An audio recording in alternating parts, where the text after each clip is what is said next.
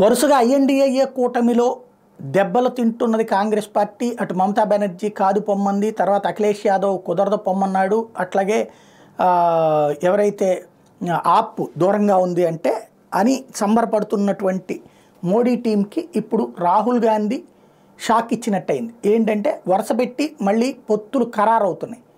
అఖిలేష్ యాదవ్ 17 సీట్లు ఇస్తానంటే తీసుకుని పొత్తు కంటిన్యూ చేసుకోవడానికి సిద్ధపడింది కాంగ్రెస్ పార్టీ.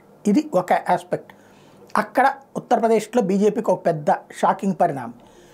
ఎందుకంటే కాంగ్రెస్ సమాజ్వాదీ పార్టీ కలిస్తే బలమైన శక్తి అవుతాయి. గతంలో ఒకప్పుడు దాదాపు 320కి పైగా స్థానాలు సాధించినటువంటి యోగి ఆదిత్యనాథ్ క్రిందసారి 260 దగ్గరికి ఆగిపోవడానికి కారణం వాళ్ళు జట్టు కట్టడమే.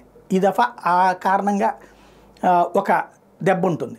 రెండవది వచ్చేటప్పటికి ఢిల్లీ పంజాబులలో పొత్తులకు సంబంధించి పంజాబులో పొత్తుకి ఓకే చెయ్యని ఆమ్ ఆద్మీ పార్టీ ఢిల్లీలో మాత్రం ఓకే చేసింది. లేటెస్ట్గా చూస్తే లోక్సభ ఎన్నికలకు సంబంధించి ఉత్తరప్రదేశ్లో సమాజ్వాదీ పార్టీ కాంగ్రెస్ పొత్తు ఖరారైన మర్నాడే ఢిల్లీలో ఆమ్ ఆద్మీ పార్టీ కాంగ్రెస్ పొత్తు ఖరారైంది. ఢిల్లీలో 4 సీట్లు ఆప్, 3 సీట్లో కాంగ్రెస్ పోటీ చేసేందుకు ఇరు పార్టీల మధ్య ఒప్పందం కుదిరింది. అలాగే గుజరాత్, గోవా, చండీగఢ్, హర్యానా సీట్ల పంపకాల మీద కూడా కాంగ్రెస్ ఆప్ మధ్య అవగాహన ఏర్పడింది.